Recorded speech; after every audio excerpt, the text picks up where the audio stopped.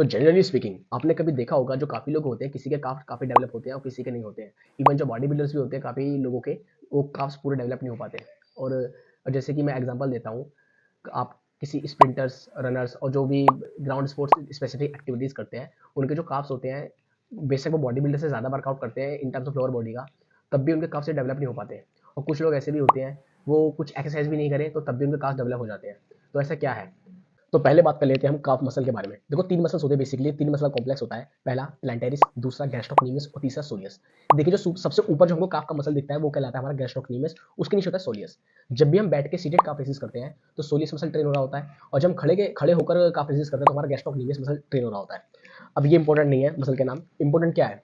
देखिए उसका जो टेंडन इंसर्शन है वो मेन पॉइंट है। वो एक तरीके से ऐसे मान के चलिए, वही डिसाइड करता है कि किसी इंडिविजुअल काफ बड़े होंगे या छोटे। फॉर एग्जाम्पल, अगर किसी बंदे का टेंडन इंसर्जन नीचे की तरफ है वो लो काफ की कैटेगरी के अंदर आएगा। ऑन द अदर हैंड किसी इंडिविजुअल का इंसर्जन पॉइंट ऊपर की तरफ है, यानी कि हाई काफ की कैटेगरी के अंदर वो आएगा। तो जिस इंडिविजुअल के हाई काफ्स होंगे वो उसके काफ्स इतने डेवलप नहीं दिखने के, और जिस इंडिविजुअल के काफ्स यानी कि जो इंसर्शन पॉइंट है उसका लो मतलब ज्यादा नीचे की तरफ होगा उसके बड़े दिखेंगे।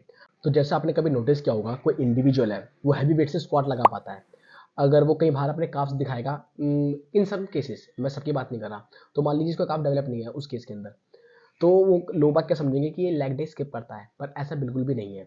मैंने जैसे पहले बताया था सारा खेल होता है इंसर्शन पॉइंट का। अगर आपके काफ का इंसर्शन पॉइंट ऊपर की तरफ है, यानी कि टेंडन जो एक्लिस टेंडन होता है उसका इंसर्शन पॉइंट ऊपर की तरफ है, तो समझ लीजिए आपके काफ इतने डेवलप नहीं हो पाने के। और जिसका लोअर यानी कि जो लोअर काफ की कैटेगरी के अंदर आता है वो डेवलप ज़्यादा कर जाएगा, है ना? तो उसके अंदर चांसेस ज़्यादा है। तो अब यहाँ पे एक कॉन्ट्रडिक्शन बंदा बोल सकता है कि भाई जिसके काफ बड़े नहीं है तो उसके अंदर एक्सप्लोजिवनेस नहीं है।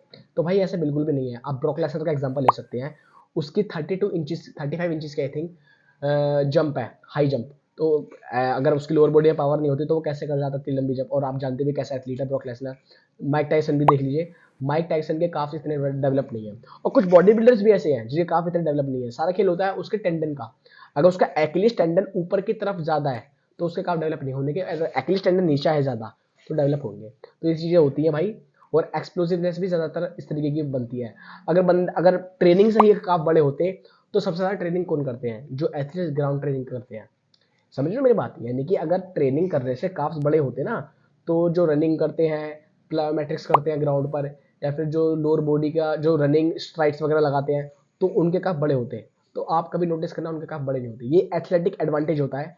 फर्दर कभी आगे बात करूंगा एथलेटिक एडवांटेज कैसे मिलता है उनको लो का हाई काफ की कैटेगरी के अंदर।